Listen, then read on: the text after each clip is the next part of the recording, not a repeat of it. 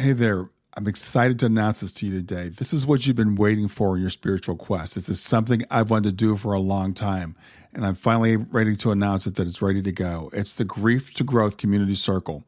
Now, this is a sanctuary where like-minded souls are united in their journey through grief and towards personal transformation. It's more than just a place. It's a beginning. It's a commitment to growth and understanding. Here you're finding not just a community, but you're entering a circle of trust and depth. You're going to engage with interactive coursework. You'll dive into exclusive podcast episodes and partake in discussions that illuminate the path from mourning to empowerment. This is a realm where every question is honored and every individual's journey is validated. To be part of this exclusive circle, visit us at grieftogrowth.com/community or look for the chat icon at the bottom of every page on the main website.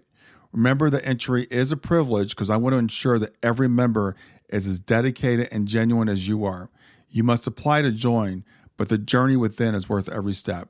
So go ahead and join us today. Check it out, grieftogrowth.com/community, and I look forward to seeing you there. Hi there. Welcome to Grief to Growth Podcast.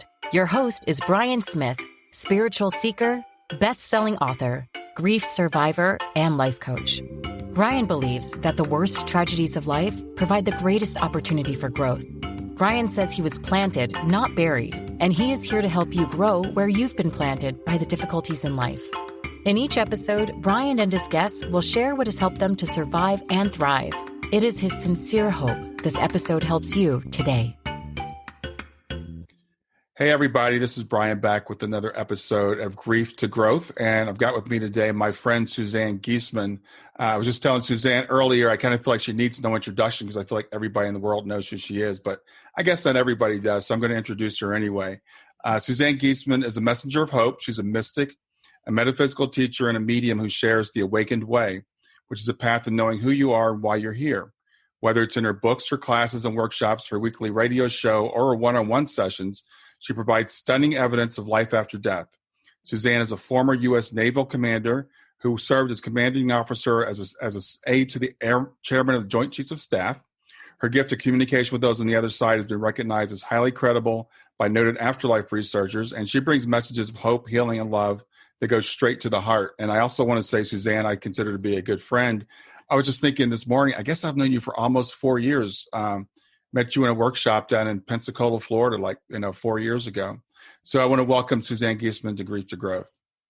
Thanks, Brian. I've really enjoyed watching you change a bit over the years. You're still intense, but you were so intense and serious when you came to my workshop, and I didn't know if you were into all of this or not, and now I know that we all are. Yeah, well, that was, I think it was February of 2017, so it had been probably a year and a half after Shayna had passed. And I was still, at the time, very, very deep in my grief. I kind of knew who you were at the time. My wife had been following you, and she said, if Suzanne ever comes close to us, I want to go see her. And Florida is nowhere close to where we are, but we decided to come. And it was great. It was really great to meet you. And it's sad that we developed a friendship since then. Yeah. So for people who don't know who you are, tell us a little bit about yourself and how you got into doing this. Well, even just saying that, who I am, I've changed so much since 12 years ago or longer, 14 years ago, that when I'm asked to tell my story, it's from a whole different point of view now. I recognize that what I'm about to share with you is strictly a story. It's really not who I am. It's not who any of us are at the deepest level, but we all learn from our stories. So my story is that for most of my life, I was that Navy officer that you just described. And I had no idea there was a greater reality or that there was another aspect to us beyond this human life.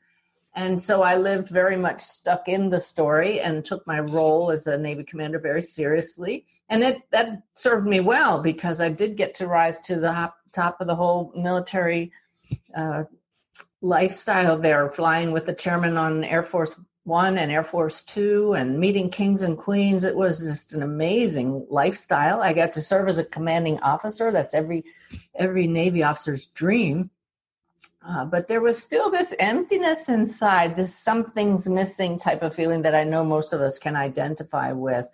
And I don't have children of my own, but my husband Ty has 2 daughters. And one of them, Susan, followed in Dad's footsteps, but she joined the Marine Corps, even though I said that's like not the best one for women. That's the hardest route. So she took that one. And I was with the chairman on 9/11. We were in the last aircraft in U.S. airspace, and that was a real wake-up call for me to start asking, why are some people in the wrong place at the wrong time? And all those other deep life questions, because I knew some of the people that were killed at the Pentagon that I had just left hours earlier. That was my office building. Mm-hmm. And I wasn't satisfied with the answers I got, so just put that aside. The seeking didn't last for long. And all I knew was I wanted to run away from life after 9/11. So I did. I retired from the Navy as soon as I was retirement eligible, and went with my husband sailing for several years. We sold the house and cars, and life was idyllic. I literally ran away from Washington, D.C., mm-hmm. which maybe isn't a bad thing to do. And that's when I really had the big wake-up call. It was like life said, look, you have a path. You came here to do it. This all was background. And so we had sailed across the Atlantic Ocean, living a dream. And we're off the coast of Croatia when we got the news we needed to call home. Something important had happened. And that phone call dropped us to our knees. It was that Susan was crossing the flight line at Marine Corps Air Base where she was stationed. And a bolt of lightning out of the blue struck her down. And they worked on her for 7 hours and they couldn't save her. So to find out that Susan was gone in a phone call it's shattering. We returned to the United States, and I grabbed a couple of books on the afterlife to take back to Croatia after the funeral. But it was the funeral itself that really changed my life, because in that moment of looking at Susan's body, I knew there was something else besides the body that makes up who we really are. It was this epiphany, having not really seen, having not seen anybody. I may have seen a grandparent or something, but nothing had the effect on me of knowing that wasn't Susan. That was just the vehicle. And so I decided to start meditating. I thought, people have done this. I've heard about this meditation thing. I'm going to see if I can connect with her in whatever form she is. She has to still exist. And I'm going to take my husband to see a medium. And so people need to understand, I had heard about mediums. To think that I would one day be a medium was not even on my radar. Yeah. And never saw spirits, never talked to guides. There are no thing. I used to think there's no such thing as spirit guides. Can you hear them laughing at me now? And the medium, well, I made sure she didn't know her last name. I was not going to be gullible. I was not going to be hoodwinked by somebody that was a fraud. But this medium nailed it. She brought in a young girl who passed suddenly in her 20s, who was, she had an electric tingly feeling running up and down her arms like a lightning strike. She said, I have the headache of Zeus and Athena all of a sudden. And Zeus is the god seen with a lightning bolt. All of that had me sobbing. But what was truly life-changing, Brian, was when that medium said, wait, this young girl who's looking at your husband and saying, Daddy, Daddy. And she's dancing around in front of you saying, Mother, is bringing with her a little baby, a boy she wants to introduce to you, but he's standing back shyly as if he doesn't know you, and he's sucking his thumb. Well, what we hadn't told the medium anything, but what very few people knew was that Susan was 6 months pregnant with a boy. Wow. When she was killed. So we lost both of them that day, but that medium showed us that you don't lose them in the total sense. Physically, yes. But that turned my worldview upside down. I couldn't deny there's a greater reality. And so I was all in. I'm going to learn about mediumship. I'm going to find out why it works, how it works, and I'm going to write a book about mediums that people will actually read, not some textbook, but maybe a biography. And I ended up writing a biography of 2 mediums, and by attending their classes, found out I can do it too. And I'll just cut to the quick. I don't do anything halfway. And once I found out I had a connection to the spirit world, my whole life has become about making that connection as clear as possible. Because if I can offer the kind of healing that that medium gave to our family in 1 hour to anybody else, there would be nothing more sacred to me. And now I get to do it every day. Yeah, one thing well, there's a lot of things I find fascinating about you, but it's interesting that you're not what we call a natural born medium. You didn't see spirit from the time you were a child, but I know you. I've known you for several years now, and I know how you work on things and how you work to develop this. So that gives hopes to people like myself and other people that feel like we don't have this as a natural ability. So how did you choose to meditate to connect with Susan? Where did that come from? Well, it must have come from the soul. Because I just knew that I had to quiet my mind so I could hear her or sense her. Obviously, my eyes weren't working to see her. I started trying saying, Susan, let me see you. And that never worked. I still to this day have not seen a spirit. But I thought, okay, I'm not going to hear with my physical ears. She's not in physical form anymore. So something in me said, shut out the outer world and maybe I'll find her. And so I just sat and I fell asleep every day for 3 weeks when I would sit to meditate. It's like the body was saying, woohoo, we finally get nap time. Yeah. This one doesn't take naps, and then I just started to know things. It was actually 3 years till I connected with Susan. But I connected with other people's loved ones first. That's really important for grieving people to understand that it takes commitment and just the knowing that they're here, the trust that they're here. But the thing is, Brian, so many other wondrous things happened in those 3 years, including a total transformation of how I see the world and how I saw myself, that it was worth it. Yeah. But I think that's another really important point, because I think a lot of us, we want to see our kids or hear them, and we feel like we're not connecting if it's not something physical, through our auditory senses, our visual, and it's really not, it doesn't work that way, I think, for most people. Well, could it also be that Susan was hanging back so I would have all those transformative experiences and get to know the greater reality better and get to know what love is and self-love is and build up my own consciousness? And then it was like, okay, now I'll come in. And there she is. Yeah. So you go through this and you go through this transformation, and you started, what started you actually doing mediumship as a profession, or to start reading for people? Well, it was just exactly what I said. When I discovered I could connect, and if you go to YouTube and search for Suzanne Giesemann Messages of Hope documentary, you'll see in there we recreated the moment in Janet Nohavic's class where I was there to write her story, but she pulled me to the front of the room and said, there's a spirit here. You can do this. What do you sense? I not only got how the guy died, that it was somebody's father, that how old he was and what he looked like, but he gave me his nickname. When that happened, I said, oh my God, I can do this too. And like I said before, if I can do this for others, I am all in. And I just started taking classes and working more on myself. And when you take classes, you do practice readings with other people. And I said, wow, this is working. So let's just make every reading a real one and a practice one. To this day, it's a practice of doing mediumship, and we just get better and better and better by doing it, and that's what makes it so joyful even for the medium. Yeah, and I've seen over the years as I've watched you develop, and I've seen you get excited when you find new techniques and new things that work, and you're always pushing yourself. You're always trying to get better at stuff, and you call yourself an evidential medium, and a few mediums do, but not all mediums do. So what's an evidential medium?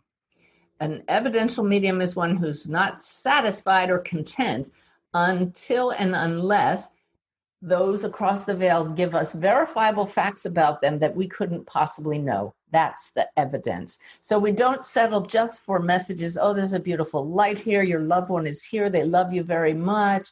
Those are the messages that balance out the evidence in a reading. We need to get both evidence and messages. It doesn't always have to be 50-50, but there needs to be enough evidence that shows the continuity of consciousness through validation that life is continuous. Yeah, and that's something I've learned from you, and I've worked with a lot of mediums over the years with helping parents heal. And something I've learned from you especially is that there does have to be this balance. I've worked with mediums who just give you a list of evidence, and it's just those readings are very dry, and frankly, they're not very healing. Yes. And then there's some mediums who just will say your grandmother's here and your grandmother loves you very much, and those we have to wonder, did they really connect with my grandmother or not? So, and I've noticed with yourself, you always establish the evidence, first. And every time I've seen you give a reading or do anything, it's always you're about the evidence, which helps us to really to believe and understand that you're really making that connection. I'm glad you noticed that. That's certainly the goal. But, Brian, I've even narrowed it down more lately. Mm-hmm. And I love to show people how this works, that you can do it too, because it is a natural ability. We are all souls, and this is soul to soul communication. But what I ask every medium to go for is to capture the essence of that loved one across the veil. Yeah. Who are they as a person and a soul? So you must feel into that personality. If I don't feel their personality, I call the reading off, because it is possible to pick up information about someone as a mentalist from the sitter's energy field. And so it's very possible to get that list of evidence and be blown away, wowed. But if you don't capture the essence, how do we know you really had that person there? This is a two-way conversation. They make me laugh, those across the veil, the way they bring things through. I have to tell you, I did one the other day. I started off and I knew the couple had a child who had passed, and I tuned in and I was getting a few things, but I said, this feels like a son. And they said, no, it's a daughter. And I thought, whoa. This, you start off and it's like a snowball. Sometimes the energy picks up, and I feel like, whoa, that's a big one to get wrong, to not be able to feel male or female. Then I dug in and I could feel her personality, and now we're flowing. And then all of a sudden she shouted her name at me. And I usually don't get names, but it was an unusual name. It was like, whoa, I said, she just gave me the name such and such. And Mom very nonchalantly goes, yeah, that's her name. And I went, you have no idea what a miracle it is for me to get the name. And then I started laughing. I said, your daughter just said, just like that. Well, that was to make up for thinking I was a guy. and the mother laughed and she said, that sounds just like her. And I said, that's because it is her. And that's when you get the essence. And so the test of any good reading is, does your client or sitter leave and say, oh my God, that was my loved one? Because you capture their essence. Yeah, absolutely. And that's something that you do so well when you do readings. So I a lot of people, my listeners, are parents who've lost children because of my association with helping parents heal and because of my own story.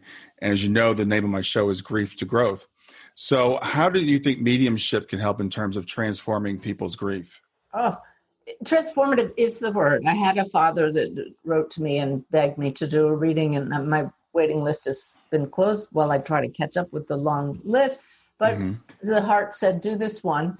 And I did it. He said, my wife she's not eating or sleeping well. Well, her son, it was his stepson, came through so beautifully with a few moments. She was pretty serious throughout. Grief, of course, does that. But at one point she laughed too. One of the things he showed us that was so significant. It was, I have to tell you, she told me I could share it. A domino. Showed me a little domino. I said, now, I don't think he showed me he played the board game. And she goes, let me tell you.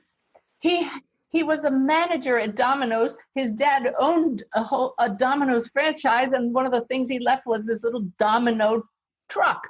And no wonder we were clapping. That's a wow, and there were many other wows in that reading. But afterwards, I wrote to her husband, who had originally reached out to me. And I said, tell me how she's doing. And he said, she cried every day for 2 years. And she has not cried a single day since your reading.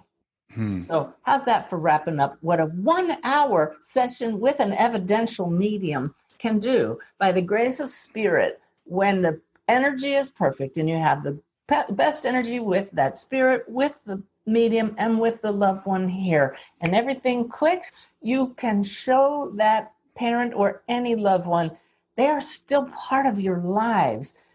And so we can't turn back the clock and get them back physically. But it's so much different than dead and gone. Yeah. Forever. And that's simply not the case. Yeah. Now, I know I've seen some people get, I hate to use the word, but get addicted to medium readings. It's like they want to come back over and over again. So what do you say to someone that's saying, I want to connect with my loved one again. I want to go get another reading? Stay with us. We'll be right back. Hey there, something I want to tell you about today. My podcast platform, Buzzsprout, has recently made it easier for me to allow you to support me financially. Go to www.grieftogrowth.com/subscribe. That's growth2growth.com/subscribe. And once you're there, you can sign up to support me financially. Now, you can do it for as little as $3 a month, or of course, as much as you'd like. If you do that, you'll get access to bonus episodes, and you'll see those in the regular feed. They'll have a lock on them. But when you become a subscriber, you'll actually get access to your own private feed, and you'll be able to listen to the regular podcast along with the bonus podcast for the subscribers. I want to thank you for listening. I want to thank you for sharing the podcast. And I want to thank those of you who support me financially. Have a great day, and on to the episode. Wow, that's a good question. Just realize that we are here to live our lives. They are living their lives in a different chapter. And just like we would call our loved ones regularly, they're overseas now. And it's a long distance call, and it costs a little bit of money.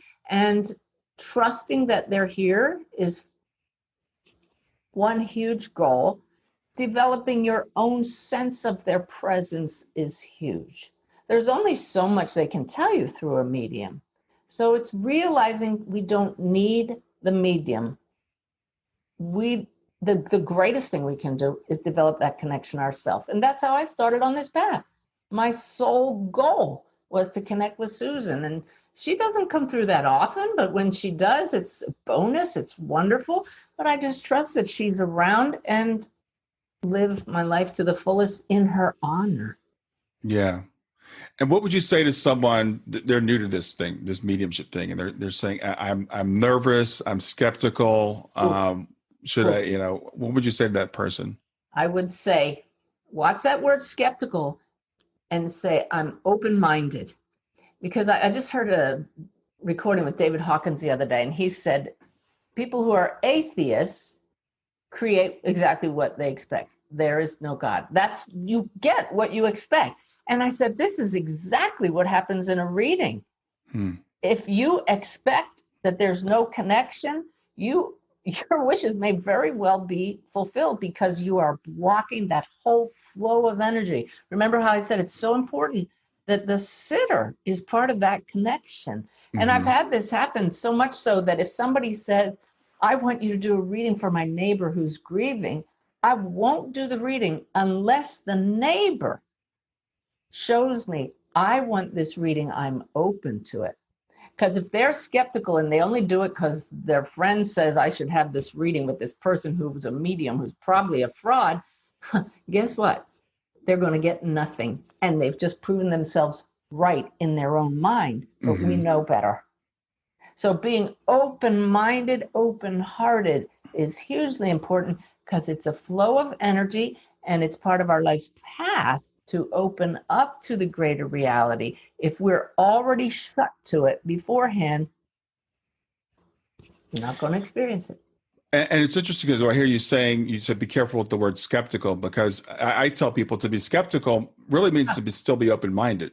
It just means to be cautious. And so when you went to see the medium, you said you weren't going to be gullible, you weren't going to feed or anything, but you were open to the experience. I was skeptical. So that word is valid, but just I'm saying be cautious of it. And we should be. Every time I say should, my guides grab me, watch the shoulds, okay? It is beneficial to be skeptical because not everybody does make a good connection. But that open-mindedness and open-heartedness is hugely important for the energy field that you all create together.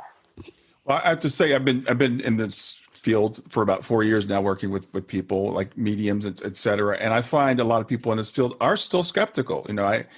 Sandra Champlain, one of the first people I started listening to her podcast, she still calls herself a skeptic. And I know a lot of mediums are skeptical, not about mediumship itself, but about individuals. We don't know if that person is on the up and up or a good, good medium or not. So I think you're right. It is beneficial to be skeptical, but we need to be open-minded when the evidence does present itself.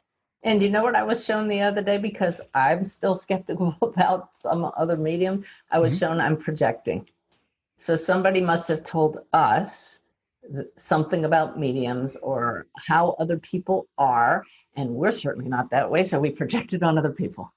We don't want to be thought of that way, so we project it on other people. So it's really interesting, the lessons we learn from our own defenses, isn't it? It is. Yeah, it is. So my experience is mostly with parents. And when a parent loses a child, I think I hate to say special kind of grief, because every grief event is unique and different. But we can get into a really, really deep grief. And I've heard some mediums say, well, that grief can prevent you from making your own connection, which to hear that as a parent, it just hurts, because it's like, how do I get out of this? How do I make that connection? So what would you say to that person? You don't push it down. You allow it to be present and you honor it. In honoring that grief, you're honoring the love for your loved one. You realize it's a process. Your book, your program is Grief to Growth. You go through that grief for the growth that ensues, and you know that as you go through it, instead of suppressing it, your connection with your loved one will eventually awaken as your vibration rises. Mm-hmm. I want to just give you an example of 2 days ago, I sat to do a reading, and the same exact thing happened 2 days in a row. I said, this feels like a son, and they said, no, it's a daughter. And I went, oh, not again. This is not good. And then I said, okay, we're going to get the personality. And I felt nothing, no personality. And that's why I go for the personality. Because I could have then sat there and read their minds about their daughter, but there's no integrity in that. And I said, what's going on here? And I knew exactly what was going on. My husband and I had just been working on our Japanese garden. We just calculated it an hour ago. We moved literally 1 ton of stone that morning, the two of us. Oh, wow. I was exhausted. Mentally, I felt good, but physically, I was so tired, but I had scheduled this reading, and by God, I was going to do it. And clearly my energy was off. So I knew if I don't feel that personality, and I got the gender wrong 2 days in a row, this time it's me. It's definitely me. And so I asked them to reschedule for this morning. Right after that reading, I fell asleep immediately, and I don't do naps. So I knew it was me. This morning I got up, I cleared my chakras. I was like, we're going to do this. Right away, I can feel my guide. She's present. I didn't feel her the other day. And boom, that young girl stepped in, the personality. It was a 5-bar reading. So what am I saying?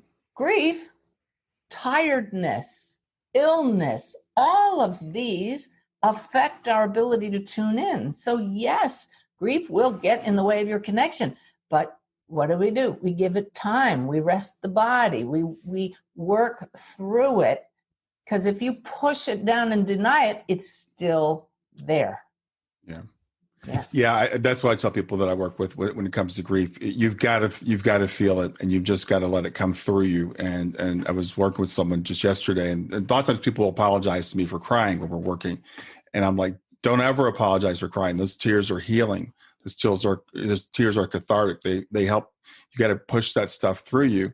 And I heard you say earlier that, with yourself, even it took you several years to connect with Susan. So I also encourage people, to be patient with yourself and with your loved one. Yeah. But a very important point is not to despair. I mean, we got fabulous signs from Susan in those 3 years. Yeah. I'm talking about feeling her step in, hearing her voice, and having a conversation with her. That took 3 years. But in the meantime, watch the documentary. We got the butterflies. We got the TVs turning on. We got the signs. She was around. But the other thing is, Brian, as you well know, grief comes in waves. So it's not like, when am I finally past it? There will be moments of joy, even when you're going through the grief process. There will be moments of beautiful lucidity when perhaps your loved one will get through far sooner than with me. We're all unique, each one of us. Yeah, it is. It's a different journey for everyone. As you said, some people, they might make that connection right away, but when there are people that do despair, and I've seen this when it's taken longer than they think it should take, especially in those early stages of grief when they're just so heavy and so maybe even closed off to having that connection. But it's also interesting. I'll talk to people say, well, I haven't had any signs, and I'll ask them, well, have you had any dreams? Oh, I've had dreams. Or, or I've had, the TV keeps turning on and off, but I haven't had any signs. Oh gosh. Yeah. Yeah. We have to educate people about signs for sure. Yeah. It was something I wanted to tell you, but I lost it. So keep going. Yeah. So, you were talking about your guide, and you said she. I didn't know that you had an individual guide, because I know about Sanaya. I know about this group that you channel. We'll talk about Sanaya, but tell me about your guide. How long have you? Oh, you know her. I had Boris, my mediumship guide, for the first decade of doing this work, but now it's Brenda.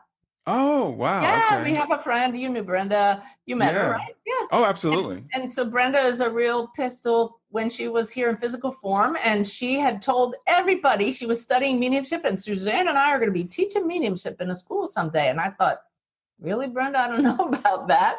And she actually helped me teach a class with the Shift Network earlier this year. It was stunning. I had a chair set out for her with her boa on the chair, and she would pull me over here and I would channel her. It was amazing and hilarious, actually, how she would take over the class with evidence. And then in this last year, she has shown me that she is my mediumship guide now. We'll get back to Grief to Growth in just a few seconds. Did you know that Brian is an author and a life coach? If you're grieving or know someone who is grieving, his book, Grief to Growth, is a best-selling, easy-to-read book that might help you or someone you know. People work with Brian as a life coach to break through barriers and live their best lives. You can find out more about Brian and what he offers at www.grieftogrowth.com, www.growth.com, or text growth, GROWTH, to 31996. If you'd like to support this podcast, visit www.patreon.com/grieftogrowth, www.patreon.com/GRIEF, to make a financial contribution. And now, back to Grief to Growth. Stay with us. We'll be right back. Hi there. I'm really excited to tell you about my latest ebook. It's 4 lessons that you can learn from the near-death experience without going through all the trouble of dying to learn them. I've been studying NDEs for several years now. I am completely convinced that not only are they 100% real, but that there's some very universal wisdom that we can get from the near-death experience. And I've distilled that down in this book into 4 short lessons. And I've also given you all the reasons why I believe that NDEs are absolutely real. So go to www.grieftogrowth.com/NDE lessons to pick it up for free. www.growth.com/NDE lessons. I hope you enjoy it. In every reading, Boris has stepped back, and it's stunning, Brian. Before every reading, we sit down, we play this game. I say, you hear Brenda? She goes, yeah. I say, what's going on with our friend Lynette? And boom, she shows me what Lynette is doing in the moment. In yesterday's reading, it was 3 days ago. I sit down, I said, Brenda, you here? She goes, yeah. And she shows me Lynette moving a zipper up and down. So I quickly get on there. I said, Brenda's ready to work. She shows me you using a zipper. And Lynette texted back, OMG, this very instant. I mean, it's just stunning that this little fun game filled with evidence that our guides are real, that somebody we love, Brenda, is here working now. And It's magical. That's really wild, because I met Brenda and Lynette in that workshop where I met you, and they were at the time like following you around the country like your own personal groupies. Yep. And Brenda, I was going to say when she was here, was a force. And I know as soon as she crossed, she came to you, right? Yeah. Yeah. And I mean, another one, like, what's Lynette doing? Time to do a reading. You ready to work? Oh, yeah. Lynette, Brenda shows me you have your hand in ice. You're breaking up ice. She goes, that little spy, because this is what she's doing. It's stunning. It's fun. It's magical. And this is the kind of connection we can get with our loved ones. You notice this is without going through some big ritual, quieting my mind. I just sit down. I know she's here. Just like I try to get all of you to understand your loved ones who passed. When you think about them, they're right here. So it's just, hey, what do you have to tell me? And you can get to the point where you have that kind of relationship. Your daughter has dropped in on me like that many times, hasn't she? I know. Yeah, she has. Yeah. But it's interesting as you say that also, because I think sometimes you think of our guides as these exalted beings that, I'm reading this series of book called The Team. I've read it a couple of times. I love this book, these books, but they talk about how we come here in teams, and we play different roles in each other's lives. And so Brenda was here. Brenda played a role in your life in the physical, and now Brenda has crossed before you, is playing a role as your guide right now. I didn't realize that she'd become your guide on the other side. That's really cool. And as you say that about her, some exalted being, she's cracking me up. She's putting on like this turban and she's acting like that, but hamming it up because she's anything but. What allowed Brenda to step into that role so quickly is that she worked so hard on herself to clear out the blockages and the gunk. And she truly found self-love while in a human body. And that's our path, to realize we're already that love that everybody's seeking out here. And once we awaken to that, like it's like icing on the cake. Yeah, and I want to talk about Brenda some more. I love talking about Brenda. But she had this illness that she was seeking healing from, the physical illness. I know she saw a healer, and I thought it was interesting because the healer said, I guess, that Brenda was healed, but not physically. That's exactly right. She cleared out the last of the gunk. It was Deborah Martin. And you can find that interview on my radio show, Messages of Hope, through my website and the archives. An incredible story of how she sought healing of her cancer, but she died of the cancer. But she was healed emotionally, spiritually. And that's what she says. I went straight to the head of the class, Brenda did. Yeah, I think that's important for people to know, because a lot of times when we lose a loved one, we're like, why did they have to go? Why wasn't my prayer answered? Why weren't they healed? And I remember, this is kind of a segue, but I remember when you were channeling Sanaya it was either the HPH conference, it was another conference, and it was HPH because everybody in the room had lost children. Everybody in the room had child transition, and someone asked, why did this happen to us? And Sanaya's answer was basically, you see it as a tragedy from the human perspective, but from a higher perspective, it's a different thing. And I still remember that when you or Sanaya said that, and it's something I take forward as I work with parents that have gone through this, because we have a very limited perspective that talking to someone like you and taking your classes and going to your workshops can help us open up this broader perspective of who we really are.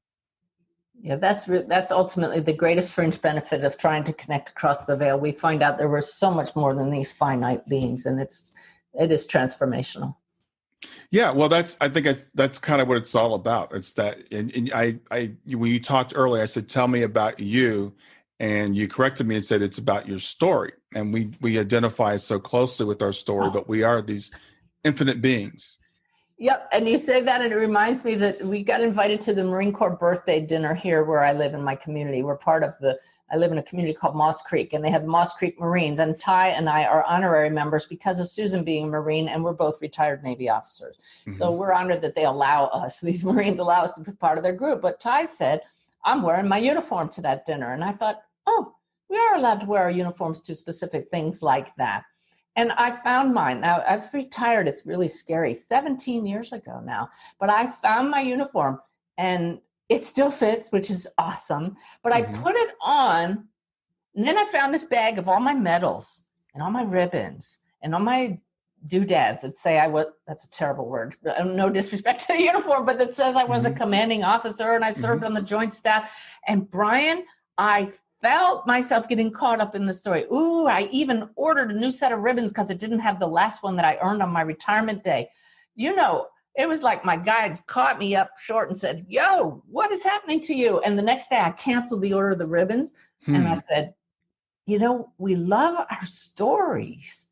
But I see now, I'm so proud of my time in the military, but I'm not going to wear my uniform to that dinner because that's not who I am anymore. Yes, it was a wonderful role, but when you identify with the role, when it causes you to feel more important or special or all those things, that's a trap.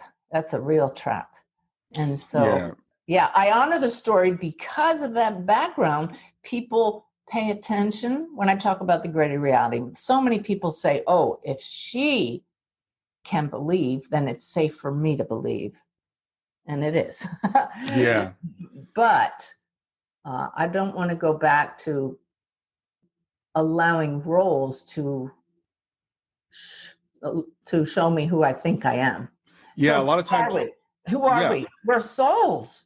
We are the light. We are the expression of this life force who put on costumes. And I'm not talking about a uniform. I'm talking about this body. And I know this is so because I talk to those who no longer have a body every day. That's what mediumship shows us. So my greatest goal is to see all of us here in physical form without the body, to see everybody as the light. In the military, you walk down the hallway, you immediately have to look at what rank they are, especially if you're outside, so you know if you have to salute them or not. You look at the ribbons, you look at their insignia to identify them, to put them in little boxes and see how you relate. That is the antithesis of seeing everybody as the expression of love, of light. You see the difference?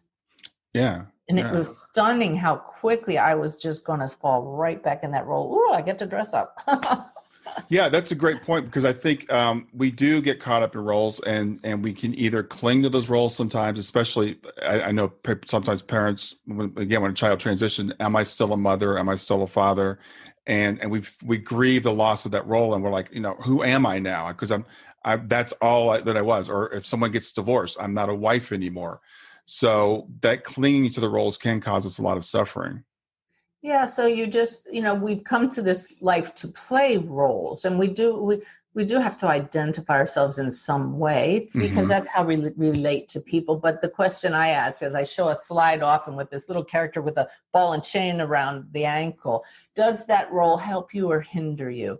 I still will slip into the commander role when I need to be really organized and get things done, but I open my heart at the same time and try not to be rigid about things. So that role served me well and still does, but I don't want it to become my identity.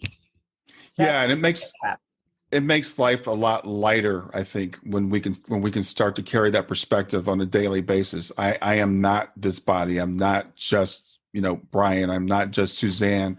This is a role that I'm playing. I've played other roles before. I'll play other roles in the future.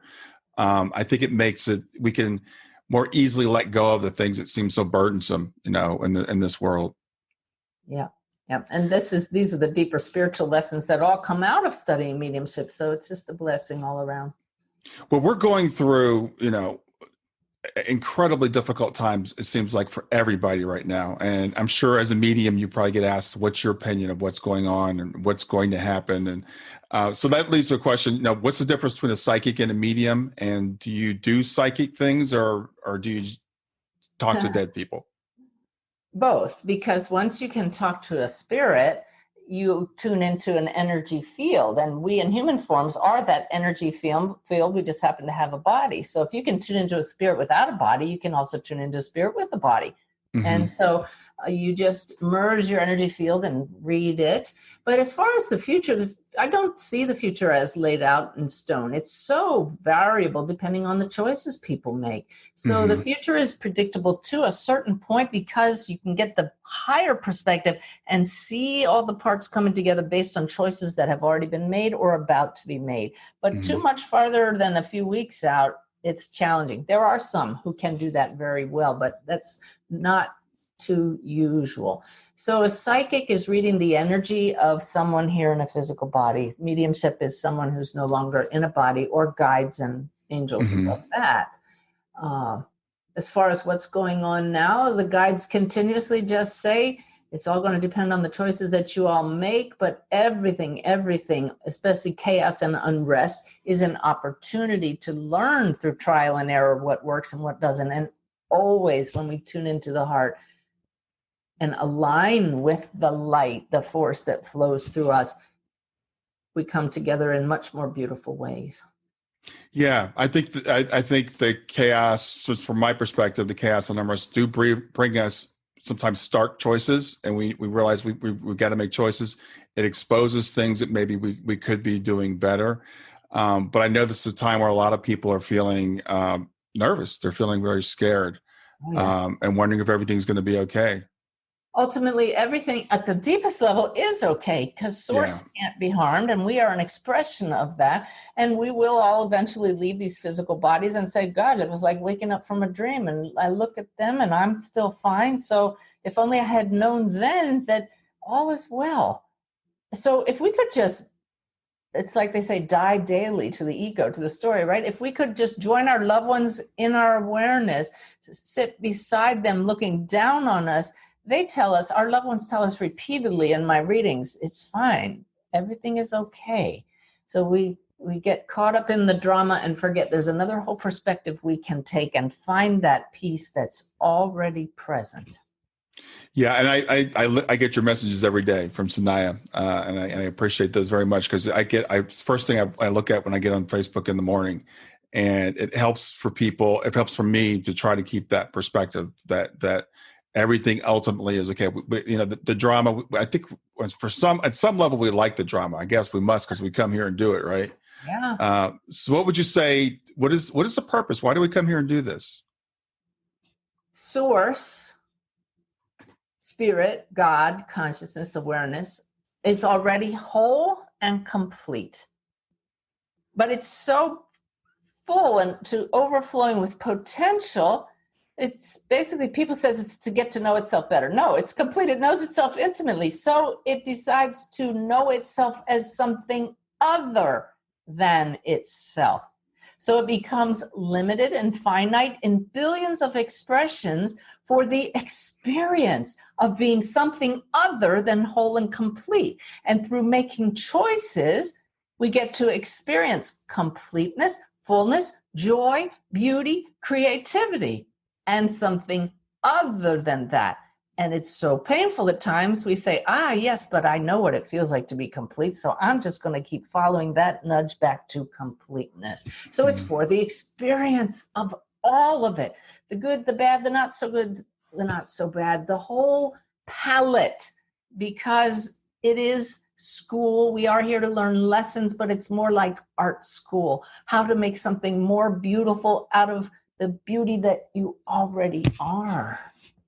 Wow. That was, I appreciate that. That's a great way of putting it. So sometimes though people, I don't know how you feel about soul planning. So I will ask you, how do you feel about soul planning? Because when I talk to parents and they hear soul planning, they were like, I would never plan this. Why would I do this to myself? I can understand that. Trust me. Oh, yeah, I know you have these moments where I say, let me off the planet, and then there are those other moments where you just know I am in this world, but not of it. I've asked my guides about soul planning, and there are absolutely roles we agreed to take on, milestones we agreed to achieve, exit points, sometimes multiple when we can leave because we will have learned a certain amount. But within that, there is some sway because we have that free will. Get too far off the path and you will get nudged back. other than that, I don't want to get into that too deeply because it's still going to be a story. Anything that I tell you, I won't know ultimate truth till I get to the other side. Yeah. Yeah. Well, I was looking for your opinion. It's something that comes up a lot, and it's interesting because some people say, yeah. And I know people that are very well versed in the afterlife, and they're like, absolutely, it's planned. I know other people say, well, no, it's all about free will. My personal thing is, I don't think we know. I think it's somehow both, and our human minds can understand how it can be both at the same time. Well, it's like we're both human and soul at the same time. It's not either or. Yeah. So I think, I tell people, I was talking with someone yesterday, and she's like, I just can't accept this. And I said, then fine, Yeah. then don't. If it doesn't help you, then don't. But what we can know is that we are ultimately going to be okay, and that it's just this is it's a temporary thing, right? How about we are okay right now beneath the layers of gunk that just needs to be excavated. Yeah, we are okay now. It's in there. May that help you through this time. Now, I've alluded to Sanaya a couple of times, and people may not be familiar with Sanaya. So tell us who or what Sanaya is. They're my guides who laughed at me when I said there's no such thing as spirit guides back when I was still in commander mode. And they've just proven themselves to me with evidence over and over and over again. And these daily messages that come through when I sit to meditate each morning, thousands of people read them now, Brian. And it's what compels me to keep going because they touch people at a heart level and they keep us balanced and centered. But the evidence comes in beautiful ways. Like they'll give me a morning message and they'll start by talking about puppies and then make a metaphor about puppies and life. And then I find out later it's National Puppy Day. That kind of evidence. It's just magical. And it started well over a decade ago. There are thousands of them on my website. You can find it easily by going to dailyway.org or on my Facebook page and sign up to get them by email. The one thing the guides have said over and over is that we get so caught up in our human roles and the drama. We're here for the experience, but it's really great to read something uplifting, something that helps us bring our soul awareness to front and center. So these daily way messages, and there are many other things we can be reading as well, are just a way to do that, to not get so caught up in the drama that we think this human life is all there is.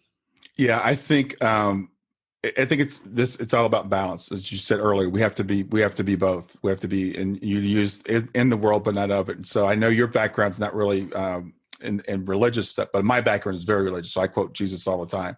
And being in the world but not of it keeps coming back to me over and over again. And when I'm talking to people, I'm like, okay, we have to be part of the human story.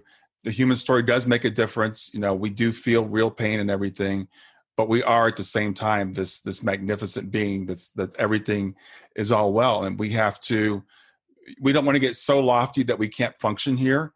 Because I've heard people say that they've had spiritual transformative experiences where they lost their ego and they're like, I couldn't do anything. It's like I couldn't go to work. I couldn't do anything.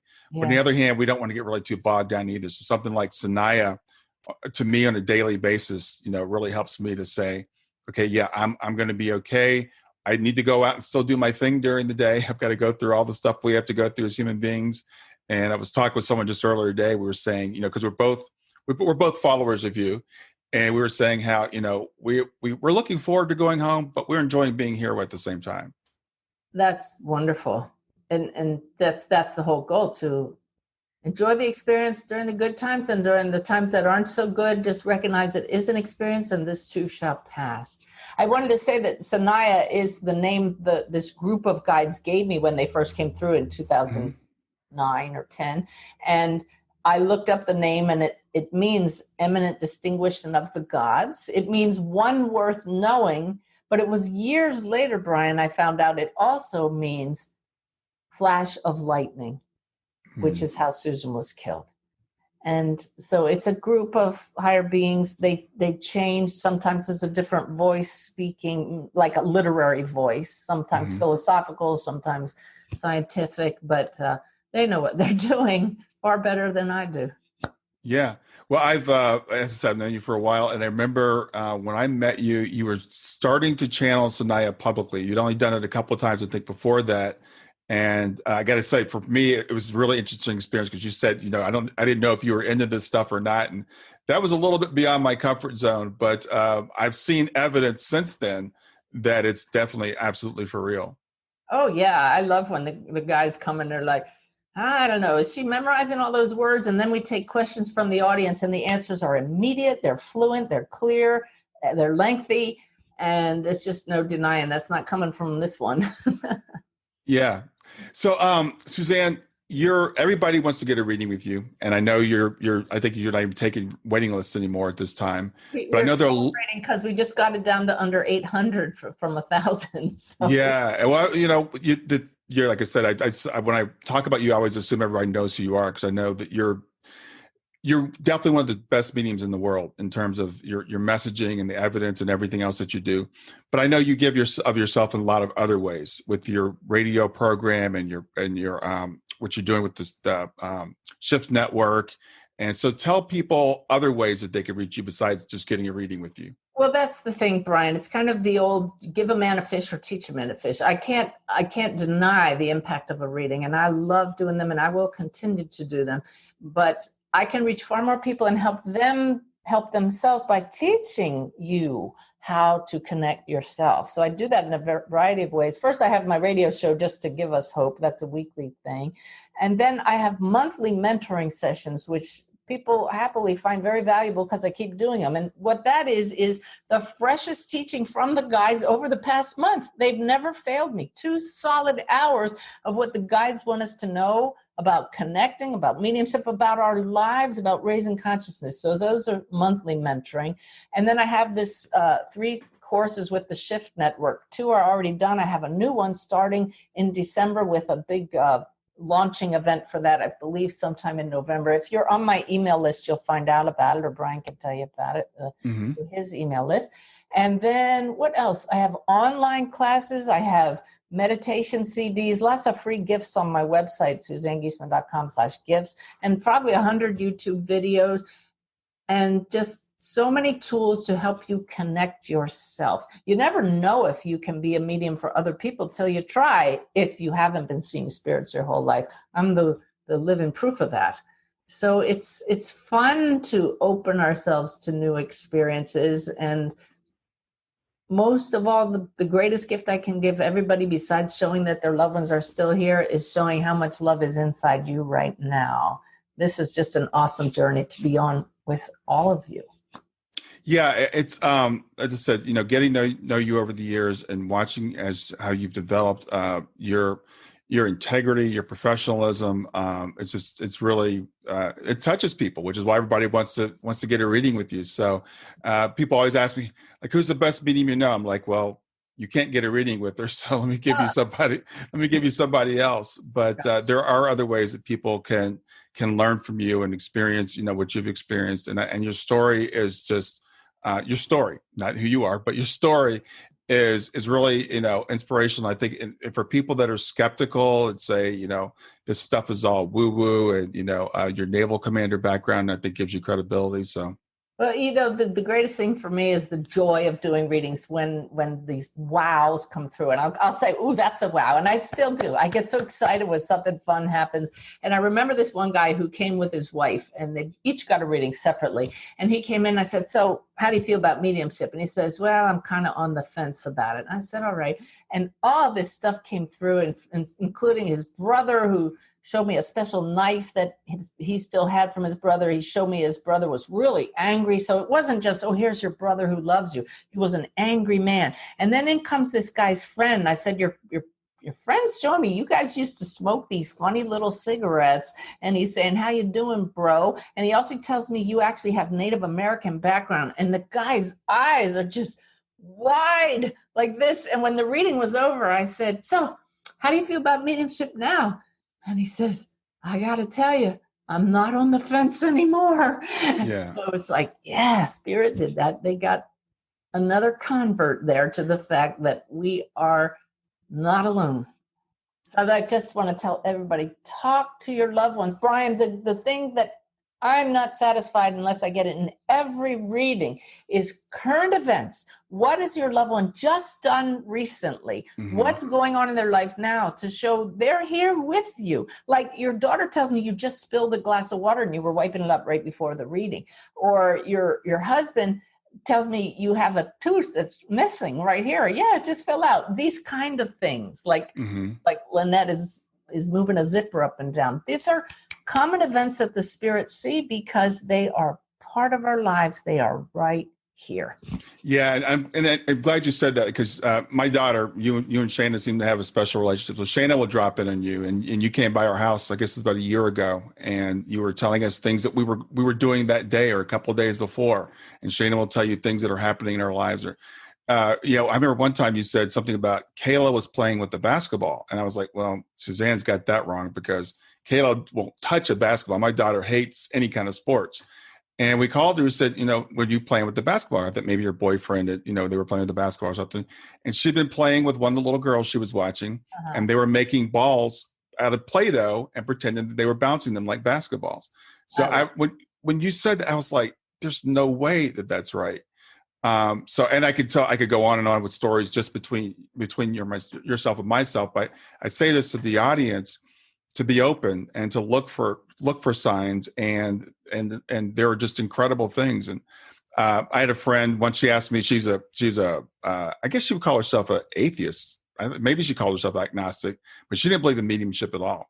But she was open-minded. She said, tell me the best medium you know, Brian, because I want to get a reading from the best medium that you know. I don't believe this is going to work. I'm not going to tell her any information, but I'm going to check it out for myself.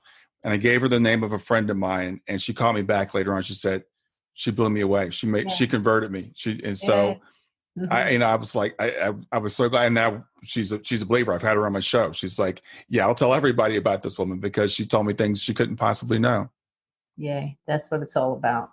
Yeah. And Spirit will pull out all the stops to let us know this when it serves the greater good. Mm-hmm. I had one woman, I was getting next to nothing, and I could feel this woman's grandmother here with me, but it was like pulling teeth. And I said, I'm sorry, it's just not flowing. And the woman said, doggone it, this happens every time. I mean, I feel my grandmother around me, but I just can't believe she's here. Yeah. Grandma had to hold back, because that was this woman's life lesson, to open up, to trust and believe. Our beliefs are so important. Yeah. Yeah, that's good. That's good to know. I think that's important for all of us. And so I want to encourage people, as I said, to stay open, to look for the evidence, to look for the signs. If you're thinking about getting a medium reading, find a good medium, find a recommendation. It can change your life. I've seen it change people's lives. Like the woman whose son came through and said, Mom, you don't need those meds anymore. And I said, check with your doctor if you can go off this medication. But she was so transformed by that reading. She went back to work, and her colleagues said, what meds are you on? You're so happy all of a sudden. She said, my son is my meds. Yeah. That's it. She found out he's still around, and that's what we need to know. Yeah, absolutely. Well, Suzanne, I really appreciate you doing this. I know how crazy busy you are, so I appreciate you fitting this into your schedule. It's always good talking to you. So nothing I'd rather do, Brian, than let people know how real this is. Yeah. So thank you. All right. Well, you have a good weekend. You too. All right. Talk to you later. Bye-bye. Bye. Well, I hope you enjoyed the episode. I want to make it really easy for you to reach me. So just send me a text to 31996 and simply text the word growth, GROWTH. In fact, you can right now just say, hey, Siri, send a message to 31996. And when Siri asks you what you want to send, just say growth. You can do the same thing with OK Google. Thanks a lot. Have a wonderful day. Thanks for listening to Grief to Growth. Brian hopes that you find this episode helpful and will come back for future episodes. Brian's best-selling book, Grief to Growth, Planted Not Buried, is a great resource for anyone who is coping with grief or knows someone who is. If you enjoy the podcast and would like to support it, there are 3 things you can do to help. The first is to share the podcast with someone that you think it will help. The second is to go to iTunes, rate, and review the episode. The third way you can support the podcast is by becoming a patron. Head over to www.patreon.com/grief2growth. That's patreon.com/grief, the number 2, growth, and sign up to make a small monthly donation. Patrons get access to exclusive bonus content and knowledge that you are helping to spread the message of grief to growth. For more about Brian and Grief to Growth, visit www.grief2growth.com. Hi there. I hope you enjoyed this latest episode of the podcast, and I'd love to hear your thoughts. What questions came up for you? What did you like about it? What didn't you like about it? I invite you to visit us at grieftogrowth.circle.so. That's grief, the number 2, growth.circle.so to continue the conversation with me and with other listeners. It's a space to sound off, to share reactions, and to go deeper into the topics from the show. I look forward to chatting more, and I hope to see you there.